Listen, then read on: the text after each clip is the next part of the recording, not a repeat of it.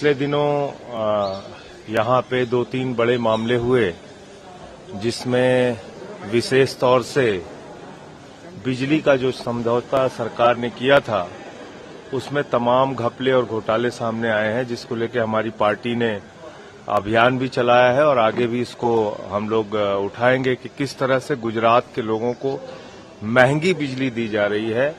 और ये हमारे लिए सबसे बड़ा मुद्दा इसलिए है कि बिजली, पानी, शिक्षा, स्वास्थ्य निःशुल्क उपलब्ध कराने का काम आम आदमी पार्टी करती है जिन राज्यों में हमारी सरकार है, खास तौर से दिल्ली और पंजाब। गुजरात में हमारे 5 विधायक जीते हैं, 14% वोट जहां पर गुजरात की महान जनता ने हमें दिया है। उस जनादेश का हम स्वागत करते हुए उनके लिए लड़ाई लड़ने का काम करेंगे और इसलिए एक बहुत बड़ा मुद्दा है और अपने सम्मेलन में जो पार्टी कार्यकर्ताओं का है उसमें इस विषय को हम लोग उठाएंगे। दूसरी बात, पेपर लीक का मामला जब चुनाव चल रहा था उस वक्त भी हम लोगों ने उठाया था, उसके बाद भी उससे संबंधित बहुत सारे मामले आए हैं। अभी राष्ट्रीय सुरक्षा से जुड़ा हुआ मसला है। आपने देखा कि अनंतनाग में किस तरह से हमारे सेना के 2 बड़े अधिकारियों को और जम्मू कश्मीर पुलिस के एक बड़े अधिकारी को आतंकवादी घटना में अपनी शहादत देनी पड़ी, अपनी जान गंवानी पड़ी। और हमारे एक राइफलमैन रवि कुमार जिनकी 13 दिसंबर को शादी थी, उनको भी अपनी जान गंवानी पड़ी।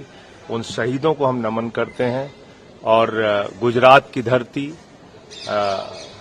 साबरमती के संत जिनको अभी हम लोगों ने देखा G20 के सम्मेलन में, दुनिया के तमाम देशों के राष्ट्राध्यक्ष, तमाम देशों के प्रधानमंत्री वो आए तो उन्होंने बापू की समाधि पर नमन किया। ये भारत की पहचान है, ये गुजरात की पहचान है। गुजरात गांधी जी के नाम से जाना जाता है। गुजरात पूरी दुनिया में अगर अपनी सहिष्णुता, अपने भाईचारे, अपने अहिंसा के संदेश से जाना जाता है तो उस संदेश को भी हम लोगों को विस्तार देना है। इसके बारे में भी हम लोग चर्चा करेंगे। जिस तरह से कांग्रेस वहां पे अनंतनाग के इश्यू पे पाकिस्तान से बातचीत करने की बात कर रही है, क्या कितना सही लग रहा है कि वो इस पर करते हैं? नहीं, मैं तो कह रहा हूं कि प्रधानमंत्री जी ने हमेशा इस बात का दावा किया है कि हम आतंकवाद का खात्मा करेंगे और अगर इतनी बड़ी घटना हुई है तो निश्चित रूप से प्रधानमंत्री जी को इसका मुंहतोड़ जवाब देना चाहिए। दुर्भाग्य से हम लोगों ने अब तक एक संवेदना का ट्वीट भी प्रधानमंत्री जी की ओर से नहीं देखा। हम लोगों ने ये जरूर देखा कि G20 का जश्न और जुलूस निकाला जा रहा है।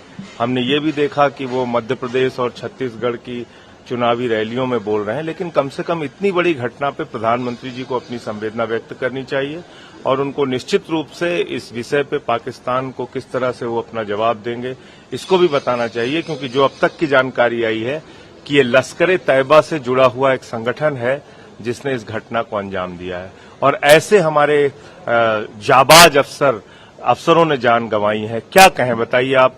कर्नल मनप्रीत सिंह जी, उनके दादा 3 भाई थे, तीनों सेना में थे, उनके पिता सेना में थे, वो खुद सेना में कर्नल के पद पर थे और अंतिम बात उन्होंने अपने परिवार से की, मिशन पे हूं, बाद में बात करूंगा। और कल जब वो दृश्य हम लोगों ने देखा कि 6 साल का उनका बच्चा अपने पिता की अर्थी को सैल्यूट कर रहा था, तो चौथी पीढ़ी भी उनकी सेना की ओर जाएगी। देश के लिए कुर्बान होने वाले भारत में लोगों की कमी नहीं है। मेजर आशीष जो हरियाणा की धरती के थे, आप बताइए, उनकी 3 बहनें, 3 बहनों में अकेले भाई, 2.5 साल का बच्चा, डीएसपी हुमायूं भट्ट जिनका 2 महीने का बच्चा अपने पीछे छोड़ के गए, अपनी पत्नी को छोड़ के गए, राइफलमैन रवि कुमार, आप सोचिए कि 13 दिसंबर को उनकी शादी होने वाली थी।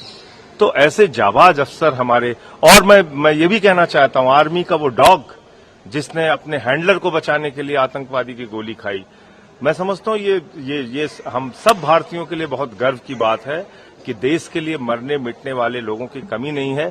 लेकिन अगर आतंकवादी घटनाएं हिंदुस्तान में अभी भी हो रही हैं तो प्रधानमंत्री जी को इसका मुंहतोड़ जवाब देना चाहिए और देश के सामने आके उनको बताना चाहिए वो क्या कार्रवाई करेंगे। नमस्कार, मैं हूं मानक गुप्ता। अगर आपको हमारा ये वीडियो पसंद आया हो तो इसे लाइक और शेयर जरूर करें और हां, हमें सब्सक्राइब और फॉलो करना ना भूलें ताकि आप देश और दुनिया की कोई खबर मिस ना करें। तो जुड़े रहिए हमारे साथ और देखते रहिए News 24।